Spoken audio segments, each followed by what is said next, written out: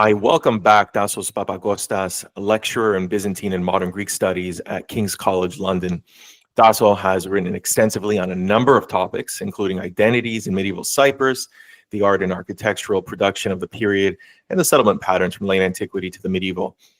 Tasso has also published on something that I personally have never really associated with Cyprus before, but it certainly had a direct impact on Cyprus's social landscape. And that is the bubonic plague, or as we more colloquially are familiar with, the Black Death. So Tasso, I'm really excited for this episode. So welcome back. My pleasure to be here, Andreas, with you. Awesome. You know, it's likely many are familiar with the Black Death and its impact in medieval Europe, also known as the bubonic plague. But can you just provide listeners just an overview of what the Yersinia pestis bacterium is, and you know, what do we know? Where did it originate? What were its vectors of transmission? So the bacterium you mentioned, the Yersinia pestis. Well, it's a bacterium which is carried by fleas, and it is spread through rodents, in fact. So fleas go onto rats, right? Then rats go into settled areas, into warehouses, into buildings, houses, and taking with them the fleas. And eventually, when the rats die because of the disease they get from the fleas move on to humans, and that's how the disease is transmitted. I mean, there's a lot of discussion again in terms of and the different theories and some disagreement, at least in the past, in terms of, you know, what species of rats do you need for the disease to spread, where and in what conditions, in terms of climates, geography, and all that. But the overall picture is that rats, fleas coming into contact with humans. It seems that it originated, again, in the past, there were various theories.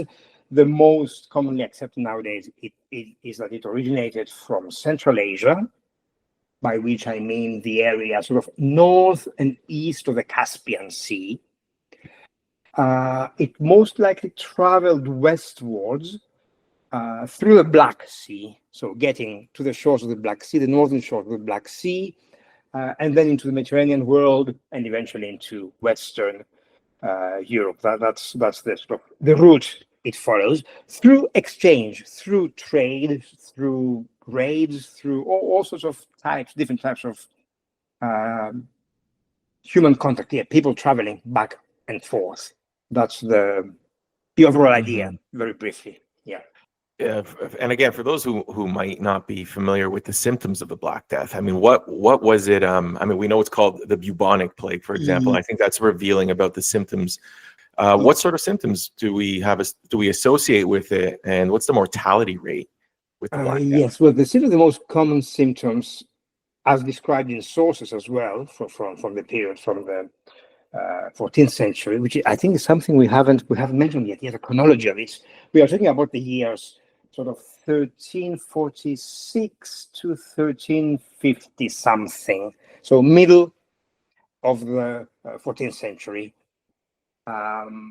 Yes, so back to the symptoms. It's called bubonic, obviously, because the buboes, the swollen lymph nodes, usually in the neck, armpits, and groins. And then what you would feel is joint ache, headache, temperature, fever, vomiting, getting worse and worse until you expire. The mortality rate, we obviously don't have sort of precise figures, accurate figures. Sources from the period back then claim all sorts of things. But the consensus nowadays is that something between 30 and 70% would be the mortality rate, towards the higher end. And then there are other strands of plague. I mean, we're talking about pneumonic plague, that's really 90% and even more, because the lungs are affected quite severely. So it's a very high mortality rate, and it differs according to regions and places. Yeah. So we know that in the Eastern Roman Empire, in the time of Emperor Justinian, it experienced its fair share of dealings with the Black Death. I mean, I think most historians agree that Justinian's plague was Yersinia pestis. Now, when do we have the first record of the Black Death being mentioned on Cyprus? The earliest records are contemporary with the time of the pestilence, actually, but they're very brief. They just tell us that people were dying. And I'm thinking about marginal notes in manuscripts and colophons. Let me explain one example of each. So very often when in churches or monasteries, manuscripts were kept, liturgical manuscripts usually, used in the church by the priests, by the monks, they would very often write notes in the margins or in the last folio about contemporary events, what was happening in the village, in the town, within the monastery. So this is the kind of primary evidence we have from the very beginning. There is, for example, a manuscript which is now in Paris. It was in Cyprus in medieval times, and there's a note in its margins from 1348, a dated note, and it records the exorbitant price of cereals, and it also tells us that around 500 people died every day at that time. I mean, it doesn't tell us how and why. It doesn't give a location. Was this copied? What was written rather in Nicosia, in Famagusta, in a village, in a monastery? We don't know. But it is somewhere in Cyprus, and we are told that 500 people are dying every day. And it is dated 1348, which is it's bang in the middle of the spread of the disease. So there's no doubt that this is about the Black Death.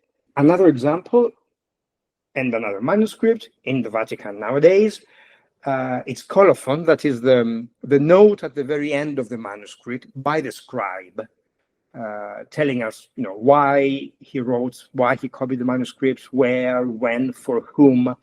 So it says that it was copied in the year 1348, in the year of the Great Plague, to thanatikon to mega, as she calls it, in the village of Alsos. Now this could be either Arsos in the southern foothills of the Troodos in the hinterland of Limassol, or in the homonymous village, also called Arsos, in Messauria. So it's this kind of very short, very brief, but contemporary evidence for the spread of the disease. And then if we want more detailed accounts, about the repercussions, how it happened, when exactly, where, who was affected, we have to wait for a while for later sources. Now, you mentioned 1348, and is that referring also to the Giovanni Francesco Loredano's account? Is that similar? Yes, that's the year he is now. Giovanni Francesco Loredano was a Venetian. Mm-hmm. His account is one of the most detailed, but it is also very late. I mean, he writes in the 17th century, like several hundreds of years after the events. I mean, what he wrote was a history of the Lusignan kings of Cyprus. That's what his book is about. He goes over each reign. This is a book written in Italy, in Italian, in the 17th century, based on earlier sources. So some of these sources do survive and corroborate what Loredano says about all sorts of different things. Mm-hmm. But most of the details he gives us about the Black Death in Cyprus, we don't get them from contemporary, that is 14th century sources. So we cannot be certain that he is really reliable. I mean, some of these things he may, I'm not saying he's inventing them, but he's getting inspired by much more detailed accounts from Italy and other places that he would have known about the Black Death. So yes, he does talk about the effects of the pestilence, reactions among the population, but there is this issue of his reliability because it's such a late source. I want to just circle back to what you mentioned about marginal notations, and we are going to come back to this again later on. But what is typically being recorded in these documents where we find the additional marginal notations? Like, what's typically recorded? Well, natural disasters, earthquakes, storms, landslides, that sort of thing, especially if they cause damage to the buildings of wherever the note was written. Very often personal notes, if the notes are being taken, are being added by a village priest, for example, he often notes family affairs, the day he married, the day his first child was born, that sort of thing, very personal things, very useful for family history. And then all sorts of, political events, historical events, like the accession of kings in Nicosia, the death of kings, other such events relating to the royal court in Nicosia, or raids along the coast of Cyprus, foreign attacks, invasions, even events beyond Cyprus, on the Syro-Palestinian mainland or in the Aegean world. So that there's a mixture of things. And then, as perhaps we will discuss later on, things like donations to the church or the monastery where the manuscript is kept. So it's a huge body of material, extremely useful actually, and because it's very direct evidence, right? This is not stuff written by a chronicler, a historian, writing within court circles in Nicosia or for some other authority. This is things written by members of by the population, let's say, by village, by people living in villages, in monasteries, in that sort of place, about which we don't hear very often. A very great primary source. I mean, I think of chroniclers. I mean, those are valuable primary sources, but often they're secondary in a different way because they're referencing other material, whereas this is an actual on the ground from the local populace insight. Yeah. It's like you're a reporter on the ground as opposed to the official government announcement. Right. I'm really interested about that. Are they, how do historians come across these documents? Are they housed in churches, and do they eventually get? Well, the manuscript, I mean, if we're talking about Cypriot manuscripts in particular, rather than any Greek manuscripts from the wider Byzantine world, most of the manuscripts that used to be housed in Cypriot monasteries, both in the countryside and cities, I'm talking about Greek manuscripts, yes. So Greek manuscripts, most of these were taken away during the Ottoman period by collectors, taken out of the island, collectors who used to, or agents of collectors, mostly from Western Europe, who used to tour the Near East, going to the monasteries of Mount Athos and Constantinople and all these places under Ottoman control at the time, collecting manuscripts because they're interested, of course, in the Greek texts contained therein. And most of the Cypriot manuscripts are in Paris, in fact, in the National Library in Paris. And people studying these manuscripts, not primarily interested in marginal notes or anything like that, but in the actual texts copied in the manuscript, contained within the manuscripts, very often they notice that there are these marginal notes. And in some of the earliest catalogs of such manuscripts of different libraries, whether Vatican, Paris, British Library, or any other library, they would make a note. They would explain that, yes, this manuscript contains notes on this folio and that folio, which suggests that it was kept or it was copied in Cyprus. For the Cypriot marginal notes in particular, we owe a lot to the work of a French scholar in the 1950s, so more than 70 years ago, Jean de Rosès, who was working with Cypriot manuscripts in Paris, in the National Library. And when he noticed all these notes, he started slowly publishing them in a series of articles. And then he expanded his research to other libraries around Europe, looking at their notes, and he published a lot of them. I mean, there is still, I'm pretty sure there is a lot to be done in lesser libraries, lesser collections. There must be many other secret manuscripts with such notes that haven't been recorded, read, published yet, or deciphered. It's not always easy to decipher them. You mentioned the 14th century. We have a mention, a commentary that talks about a great death. From as best as we know, how would it have arrived, and what parts of Cyprus would we say we can confidently say have been affected, other than that one town that was mentioned? Do we know of any other areas? Well, the assumption is that the disease reached Cyprus from the Syro-Palestinian coast, or possibly from Egypt, because these are the nearest places. Well, Egypt not so much, but the Syro-Palestinian coast. So places with which Cyprus, in that period, middle of the 14th century, there are frequent communications between the island and the mainland. So not difficult to imagine the disease spreading that way.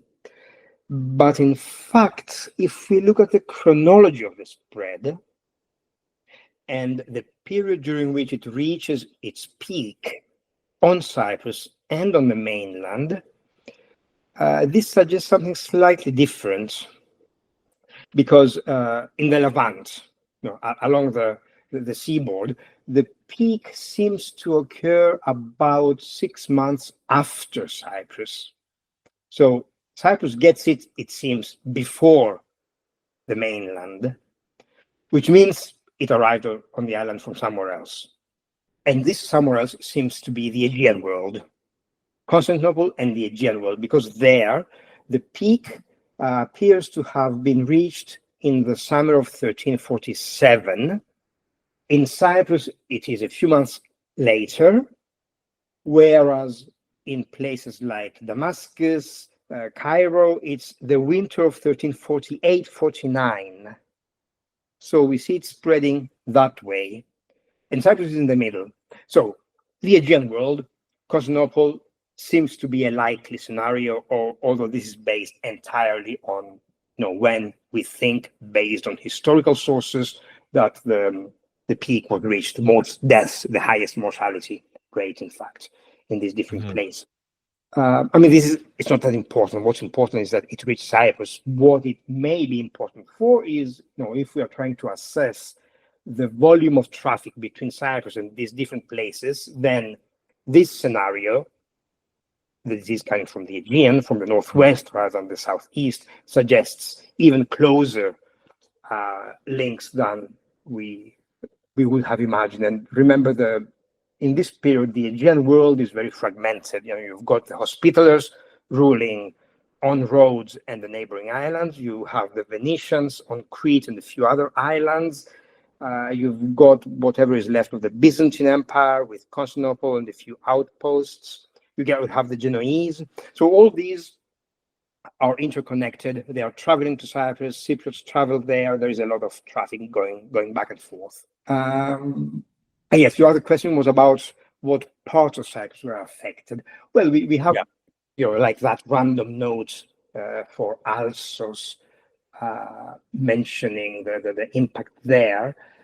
Again, Loredano in the 17th century claims that it was introduced, the plague was introduced through Famagusta, which is of course very likely, Famagusta being the main port of the island, and that then it spread in the main cities, which again makes perfect sense. Which areas were affected more than others? Well, like everywhere else, the more, places where you have a concentration of population, i.e. cities, towns, important settlements, that's where the disease spreads most easily. And that's indeed very often where we have the evidence from. So Nicosia and Famagusta must have been the most severely affected places, I imagine. Although the evidence is not that clear, there is some evidence, as perhaps we'll discuss in a minute. In the 14th century, before we move on to different accounts of the plague in Cyprus, who's the king in Cyprus at the time? Well, this is the Lusignan dynasty, the dynasty established in Cyprus in the late 12th century. So they've been there for a while. By this point, their links with their Crusader past and their French origins are becoming less obvious, let's say. They've been on the island for generations. They've been ruling the island for generations. Same with the ruling elites, the aristocracy. We can talk about that as well and the impact on them. So this is the system on the island established a long time earlier. So during this period where it's the Lusinian dynasty, with regards to trade, I just want to picture what sort of ships are docking in Cypriot ports. Are they mostly Venetian in origin? Do we have trade with Constantinople? Do we still have, do we have trade with Arab traders as well? What kind of ships are making port into Cyprus? There is a bit of everything, and for some of this we know more than for other types. For example, Genoese, Venetian vessels trade. We know quite a bit from this period because of the notarial documents. And I think you may have had another session with Nicholas Koureas who talked about these issues. So notarial documents through which we learn a lot about traffic, commerce, trade, in which the Venetians, the Genoese are very crucial. Then there is smaller scale trade, let's say, for example, between the northern coast of Cyprus and the southern coast of Asia Minor. This sort of trade on a small scale, very local, is not particularly well documented. I mean, we hear about it here and there. Same between the east coast and, again, the Syro-Palestinian coast. There must have been constant traffic, despite the official papal ban earlier on, and all these things, which, again, I think Nicholas Koureas discussed with you. So there is a whole nexus of communications, different scales, different volumes of goods traveling back and forth. But what there is no doubt about is the fact that Cyprus was not isolated. Right. And that's to your point, that regardless of where this may have made its way to Cyprus, it made its way. And then definitely. And I mean, you asked about Constantinople. Definitely links with Constantinople as well. We hear of, there are embassies, there are envoys going back and forth beyond the merchants and all these people involved in trade. We have a number of chronicles that actually mention the plague or a plague affecting Cyprus. I think Machiras mentions it, the Amari Chronicle, Florio Boustron. What do they have to say about the plague or a plague in Cyprus? Yeah, again, very little, unfortunately. First of all, let remember that all these are later sources, right? They are 15th and 16th century narrative sources, chronicles, histories. I mean, they mention the plague. They mention that there was pestilence on the island, but with very few details. For example, Macheras, Leontios Macheras, the primary source for this period, he's writing in the early 15th century, so several decades, almost a century, in fact, after the event. And all he says about the Black Death in 1348, and I've got here the Greek, actually, I will read it to you. He says, «Και εις την εχρονίαν 1348 έπεψεν ο Θεός θανατικόν μέγαν δια τας αμαρτίας μας και επέθανεν το ήμισον του νησίου». So in the year 1348, God sent the great pestilence because of our sins, and half of the island died. That's all he says. Wow. I mean, later on he talks about later outbreaks in the 1360s, 90s, in the early 15th century. But again, the information is very similar, is of that type. And the later ones, Amadi, the Strambali Chronicle, Boustron, they more or less say the same thing. The only difference is that they may give a difference. They don't say half of the island, half of the population, but 2/3 or 1/3, or slightly different Yeah. figures. Still a substantial number. Yeah. It's wild, though, to think that that's just kind of a passing thought in some of these recordings, and they don't elaborate more. Well, it shows the impact it made. When even if we assume that they exaggerate when Macharas says half of the island, well, it definitely. I mean, whatever happened left a very strong sort of mark in the collective memory all these decades later when he was writing. Can we I mean, now that we mentioned numbers, are there any other periods of outbreaks, maybe in the 15th century, for example, where we have more solid numbers about how many did die? Yet again, marginal notes, that's an inexhaustible source, notes in the margins of manuscripts. One of them dated to 1437-38, so concerning a later outbreak, claims that 20,000 people died in Nicosia. Now, this is obviously exaggerated because the entire population of Nicosia at the time did not reach that figure. It was smaller. I mean, we don't know what the population was, but it was I imagine, lower than 20,000, the entire population. So maybe the figure refers to the entire island or to a wider area, or it's just a big figure to sort of illustrate the ravages, the extent of the mortality. So it is impossible, in fact, to give an estimate of numbers. I mean, this is even true for much better documented places. I mean, if you look at England, where we have the manorial court rolls, which record the death of householders in this period. So they offer extremely good, very reliable source for demographic changes. And indeed, we see a drop in population, but it's very difficult to put a precise figure to all of that. This same source that mentions 20,000 in Nicosia mentions also 102 victims in the village of Amarieti, near Paphos. So this 102 sounds much more real, right? The note was written by someone in this village of Amarieti. And when he says 102, this is probably true. And it may not be just the village, but also the surrounding area.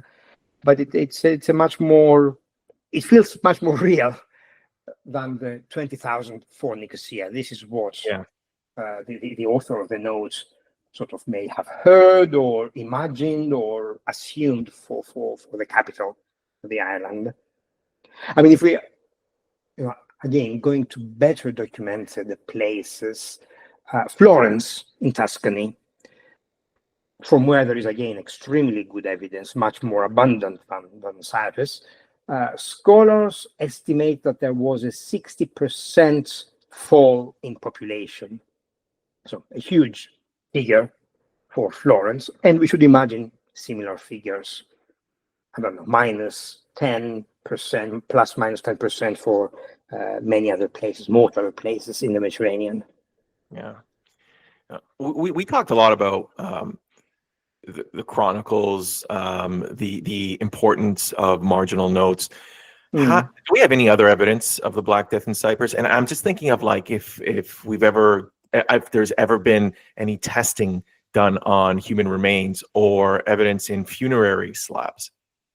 Human remains, as far as I know, there hasn't been. I mean, there has been a sort of examination of human remains and sequencing and all that, but not from the perspective of this, not looking for this sort of evidence.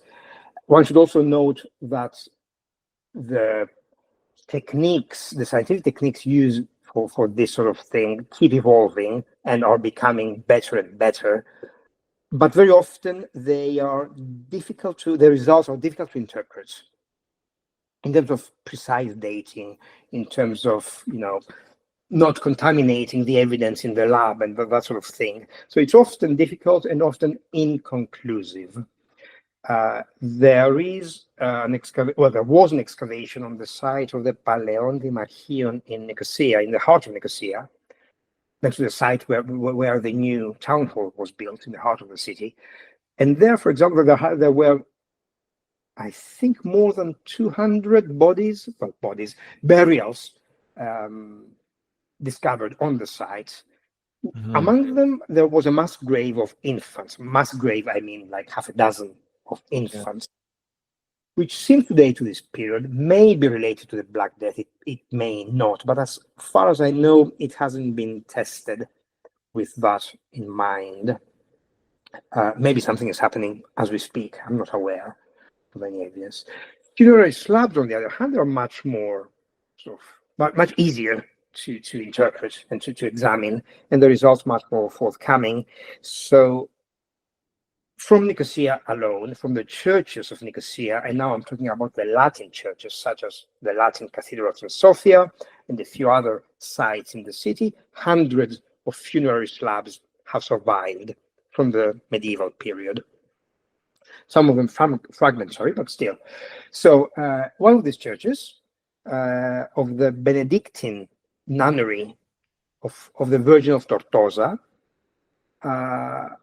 has preserved a dozen funerary slabs, all of them dated to the spring of 1348. So these indicate that this was the peak of the epidemic in Nicosia, and that such communities, monastic communities, groups of people living in close proximity with their enclosed space, were very easy victims for the plague.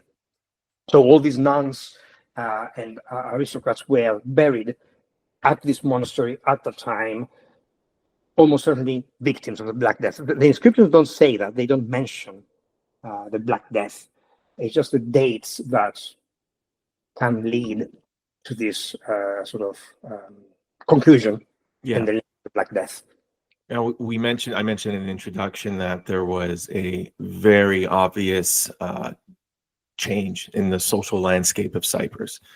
Let's chat about that a little bit. I mean, apart from the obvious trauma, what sort of other impacts can we see taking place in, say, the 14th century?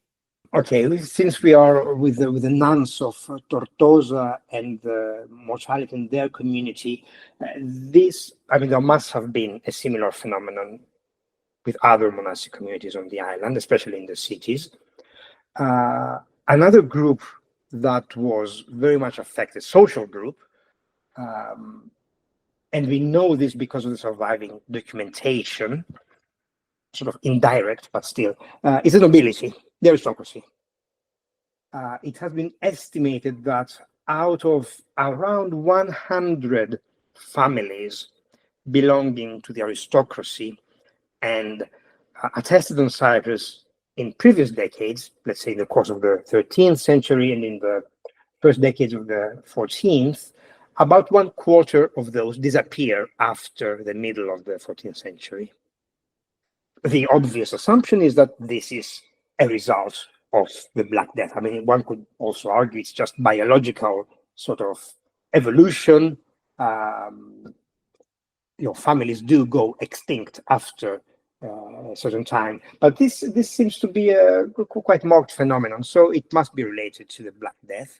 We also have, from the same social group, things like matrimonial dispensations, when nobles apply to the papal curia to regularize their marriage because they married someone within the prohibited degree of consanguinity or affinity.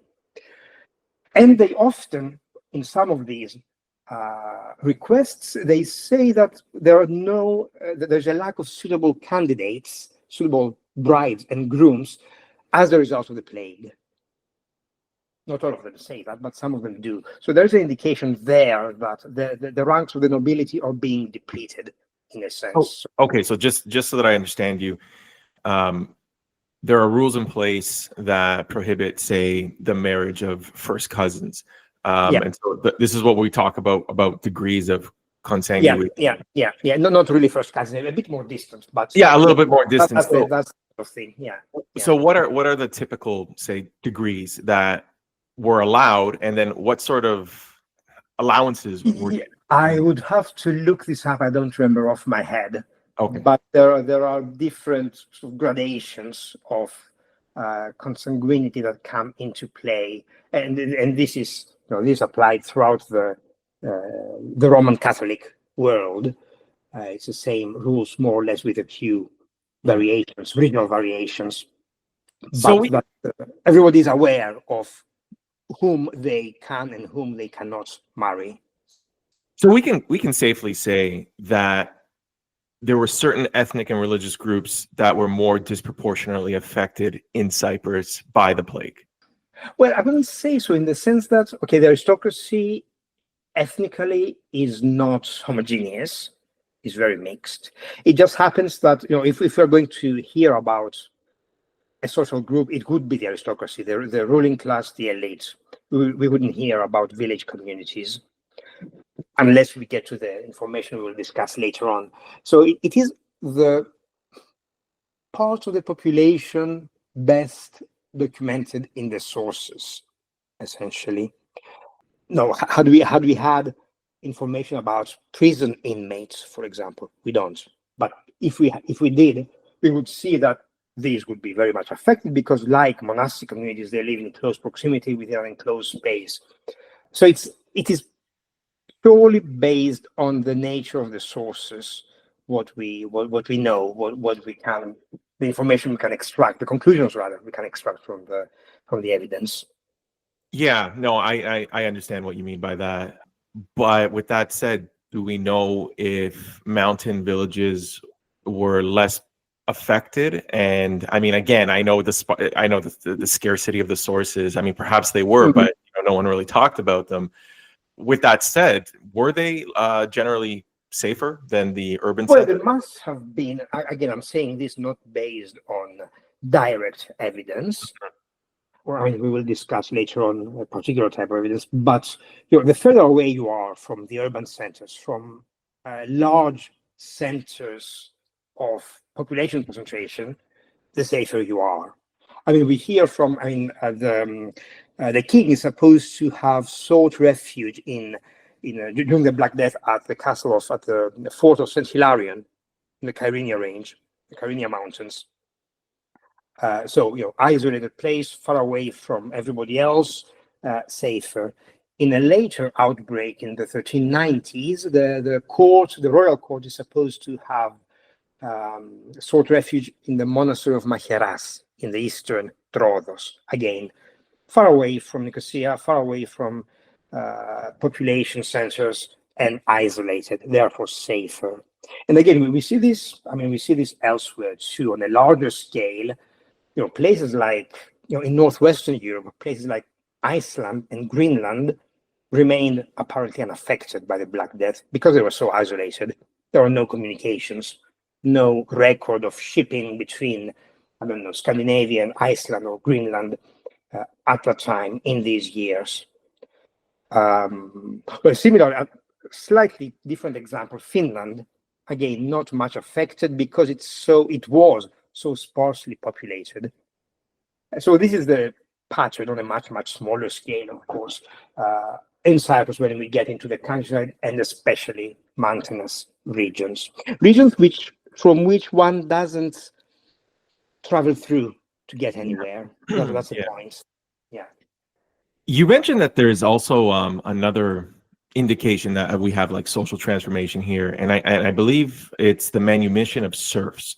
So yes. Manumission, not a common word that we come across. Can you just tell me what that is and why that's so revealing?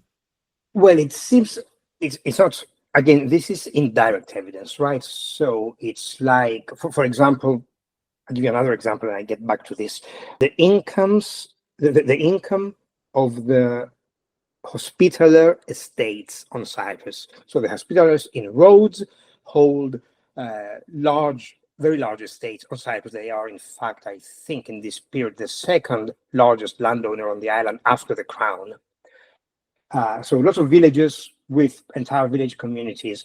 Their estates, the income from their estates declines sharply in these years. It has been suggested this must have to do with the Black Death. Lots of people dying, less manpower to do whatever they were doing on the agricultural estates of the order, therefore less income. The manumission of serfs was interpreted in a similar way, in that serfs, they are attached to the land, they have the possibility of buying their freedom for a fee. And it seems that in this period there is, well, not in the years of the Black Death, but immediately afterwards, there is an increase in this in the rate of manumissions, of buying your freedom, which may be related to the impact of the Black Death, in the sense that they pay into state coffers. This is income for the state, income that doesn't make up what was lost during these years, but it is presumably a welcome addition. At least that's the way I understand it. Because we should imagine with the death rate we have in the cities, that must have induced a great economic crisis, and as a result, less income for the crown, fewer taxes, less paid in tax by landowners, by ecclesiastical institutions who owned land and estates, and so on and so forth. So all of this, as I said, indirect evidence interpreted in that way, very likely, but not 100% certain, let's say. Let's talk about this really interesting source. The Parasinus Graecus, what is it exactly, and why is this such a valuable source in studying this period? It is indeed a very valuable and very unconventional, unexpected source. But this is a manuscript, one of those several hundreds of manuscripts which made it to France during the Ottoman period. It was written on Cyprus in the 12th century, so in Byzantine times, at the monastery of Hiereon, meaning of the priests, which is still there today. It is in the foothills above Paphos, the sort of western edge of the Paphos forest, the Troodos Mountains, near the village of Panagia, and near the much better known monastery of Chrysoroiatissa. So Hiereon is again functioning today. It is known as Agia Moni. So there is a monastery, a monastic community on the site today. So back in the 12th century, several manuscripts are written or actually mended by one particular monk there called Klimis. So among all the stuff that he did, this Klimis, he wrote this manuscript, the Parasinus Graecus 1488, and it contains a synaxarion. This is a calendar of the ecclesiastical year, a calendar of church feasts. And it starts on the 1st of September, which is the beginning of the ecclesiastical year, and goes to the end of August, the end of the year. So it is presented, imagine it as a diary, where it starts, 1st of September, on this day, we celebrate such and such saint, or the commemoration of the martyrdom of this other saint, and then it goes to the 2nd of September, each day of the year, giving you the details. What does this have to do with the Black Death? Well, throughout the history of this monastery, of this manuscript, when it was kept in the monastery of Hiereon, the monks, well, some monks, very diligently added lots of marginal notes. Lots of notes in the margins. And imagine the layout of the manuscript, which is like a diary, lends itself very easily. So you can write next to the 2nd of March, you can write, on this day, in that year, this happened. And this is what we get. Let me see, I've got a few figures here. Yeah, there are around 270 notes in the margins, next to the day of the year when something happened. Now, most of these notes, they don't date from the time of Klimis in the 12th century. They date to the time of the Lusignan kingdom and a bit into the Venetian period, so 13th to 16th century. as we talked before about what was recorded in such notes, events happening on the island itself, beyond its shores, natural disasters. There is a bit of that, maybe 10%, but 90% of the notes concern donations to the monastery and the death of either monks, so belonging to the monastic community itself, or villagers from the nearby settlements. Indeed, I think there's like 300 individuals named in these notes. A fantastic sort of source, a group of people on which to base a study. And again, Jean d'Arrozès, whom I mentioned before, who studied marginal notes from Cypriot manuscripts, he's the one who looked at those, very painstakingly deciphered them and published them. So we owe a lot to him. But let me give you a typical example of such a note. They're very short. Imagine they are written in the margins. There isn't that much space. So one of them, next to the 27th of May, so the text of the manuscript tells us what is celebrated by the church on the 27th of May. And then in the margins, it says, «Τη αυτή ημέρα έδωκεν η δούλη του Θεού Μαρία Γεωργίου του Ράφτη και η μητέρα αυτής βοήθη ένα, ως διαψυχικήν σωτηρίαν». So on this day, the servant of God, Maria Georgiou Turafti, so she was clearly the daughter of Georgiou Turafti, probably, and her mother, they gave an ox for the salvation of their soul. That's the standard sort of formula. So we get these are donations. These are donations. Yes, yeah. When we get to when we look at the numbers and the dates, next to the donations, very often there are deaths as well. So record of deaths, as I mentioned, of monks, of members of the village communities around. If we look at the distribution of death notes, death notices over the centuries, there seems to be no increase during the years of the Black Death. Now, one could argue, yes, that's because the monks died as well, and there were very few available to write down anything.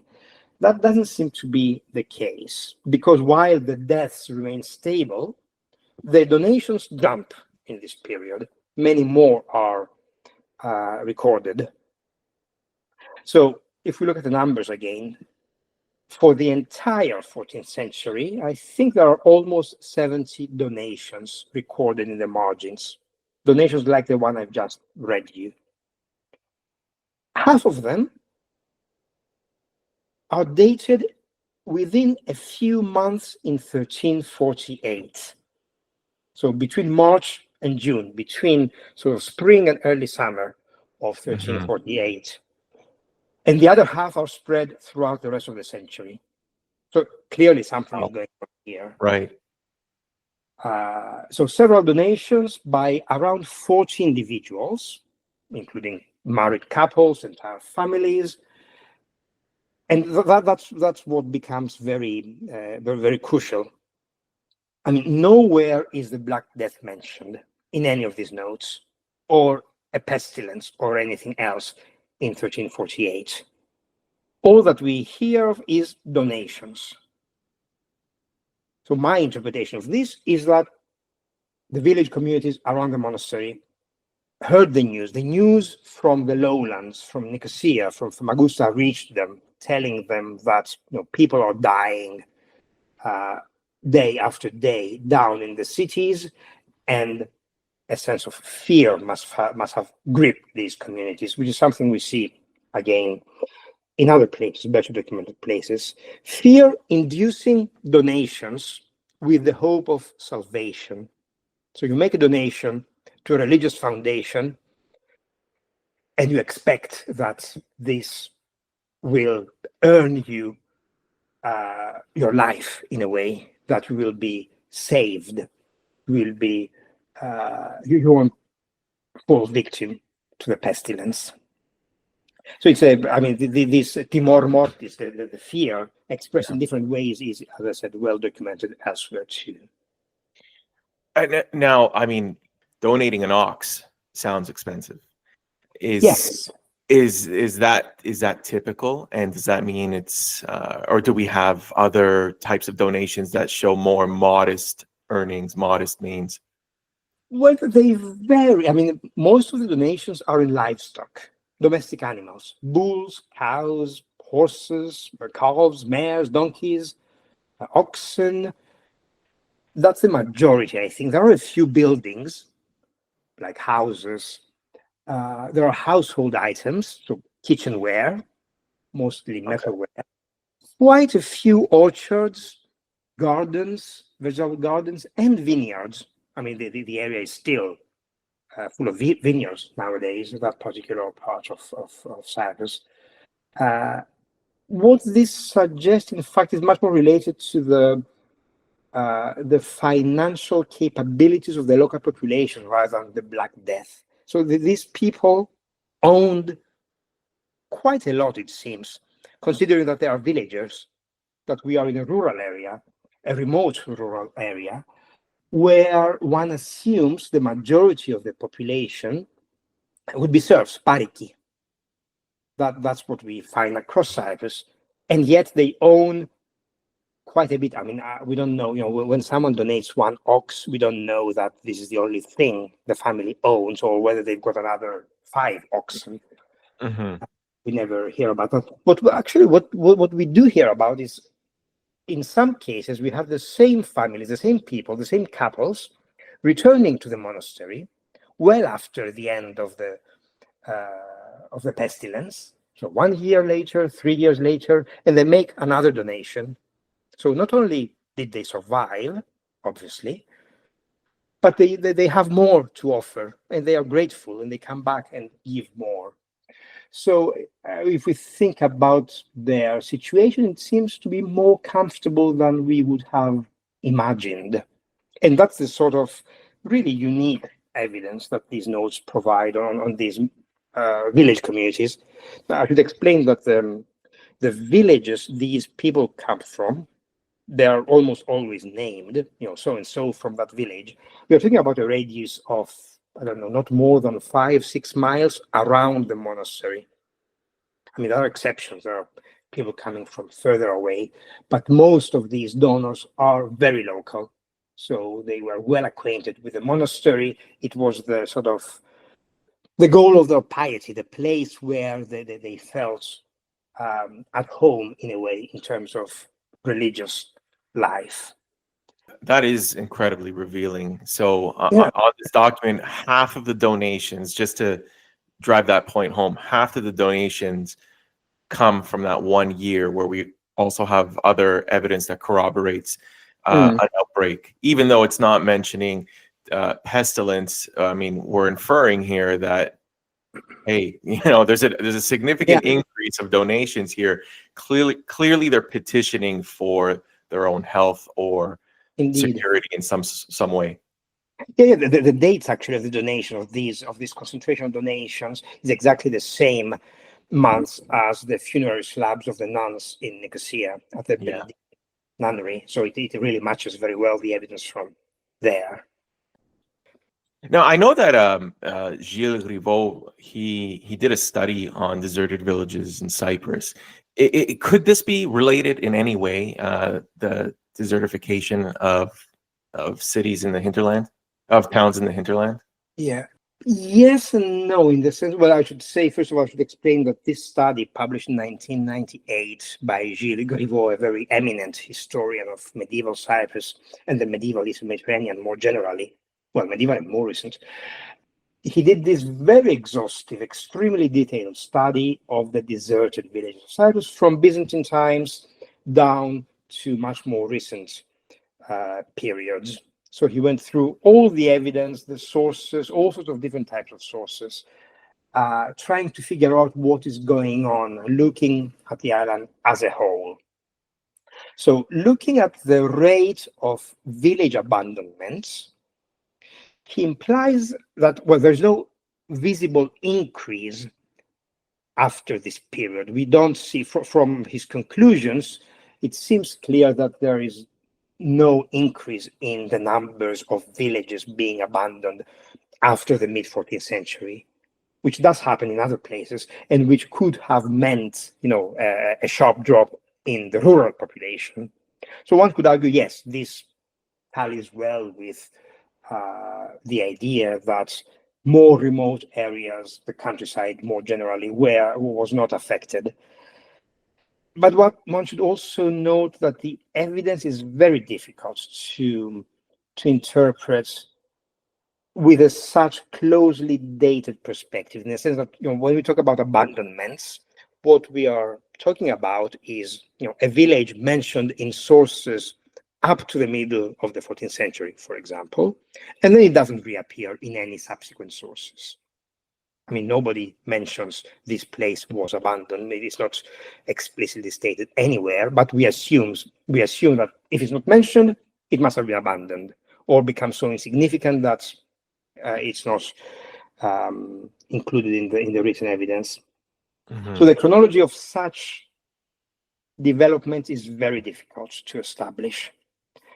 But at any rate, it could mean what the study has revealed, the no increase in the rate of abandonments may sort of match this evidence from this particular area of the monastery of Yersinia, that is not affected by the plague because of its remoteness, isolation from the rest of the island, from the great centers of population, that sort of thing. Yeah. There's one thing I wanted to say before we close this.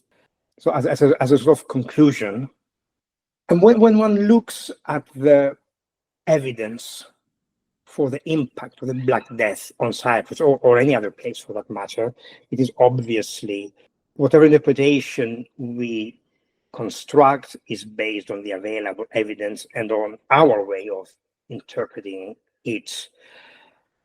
Now, this example we just talked about, the monastery of Yersinia, and that area is about a rural area apparently not affected very much by the pestilence.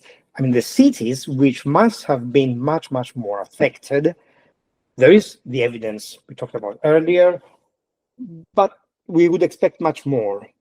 I mean, if you look at the evidence from Western European cities, in terms of testaments, for example, you get a surge in numbers of testaments because, again, people are afraid of dying. They go to a notary and draft a testament, and there is a really spectacular surge in those years. There is something that is slightly disconcerting in Cyprus, in that we are supposed to, we talk about economic collapse after the Black Death in the course of the 1350s.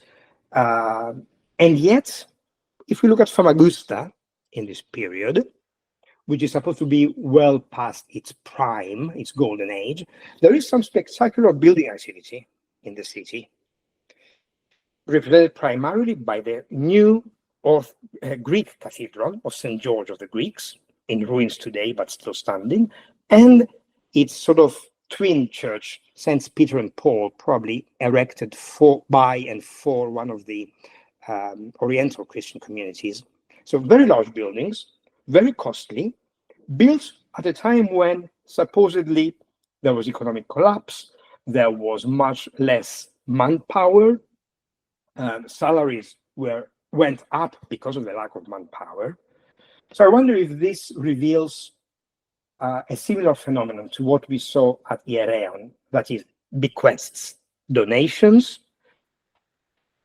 by people who were afraid, like the villagers, and people who eventually died, so leaving in their testaments, which do not survive, lots of sums to religious foundations. This is just a thought, but I think worth bearing in mind when looking at the middle of the century and what is happening in Famagusta.